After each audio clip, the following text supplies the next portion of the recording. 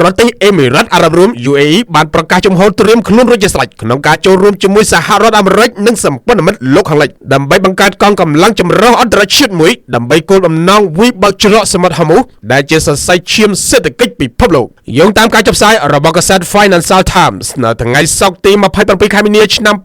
2026 ដោយដកស្រង់ប្រភពព័ត៌មានផ្ទៃក្នុងបានដឹងថាប្រទេសអេមីរ៉ាត់អារ៉ាប់រួម UAE បានជូនដំណឹងទៅកាន់សហរដ្ឋអាមេរិកនិងសម្ព័ន្ធមិត្តអំពីការត្រៀមលក្ខណៈដើម្បីបង្កើតកងកម្លាំងសន្តិសុខច្រកសមុទ្រហូមូសប្រទេសអេមីរ៉ាត់អារ៉ាប់រួមកំពុងជំរុញឲ្យប្រទេសជាង10ផ្សេងទៀតចូលរួមក្នុងបេសកកម្មនេះដើម្បីការពារច្រកសមុទ្រនេះពីការវាយប្រហាររបស់អ៊ីរ៉ង់និងជួយការពារនាវាដឹកជញ្ជូនទំនិញអន្តរជាតិតាមច្រកនេះការសម្រេចចិត្តដ៏មុតស្រួចនេះកើតឡើងបន្ទាប់ពីប្រទេសអេមីរ៉ាត់អារ៉ាប់រួមបានក្លាយជាផ្ទាំងស៊ីបនៃការវាយប្រហារពីសំណាក់អ៊ីរ៉ង់ខ្លាំងជាងប្រទេសដទៃទៀតក្នុងតំបន់សូម្បីតែអ៊ីស្រាអែលក៏ដោយយោងតាមទីភ្នាក់ងារសារព័ត៌មាន Reuters ដែលបានចុះផ្សាយកាលពីសប្តាហ៍កន្លងទៅនេះបានបញ្ជាក់ថាអ៊ីរ៉ង់បានបិទច្រកសមុទ្រហូមូសដែលជាផ្លូវដឹកជញ្ជូនប្រេងនិងហ្គាសធម្មជាតិប្រហែល 20% នៃតម្រូវការពិភពលោកដែលជាហេតុធ្វើឲ្យតម្លៃប្រេងហក់ឡើងខ្ពស់កប់ពពកនិងបង្កឲ្យមានការព្រួយបារម្ភពីវិបត្តិអតិផរណាពាសពេជ្រសកលលោកពាក់ព័ន្ធបញ្ហានេះយោងតាមការចុះផ្សាយរបស់ Reuters កាលពីសប្តាហ៍មុនមន្ត្រីជាន់ខ្ពស់អាណាមិកម្នាក់របស់ប្រទេសអេមីរ៉ាត់អារ៉ាប់រួមបានសង្កត់ធ្ងន់ថា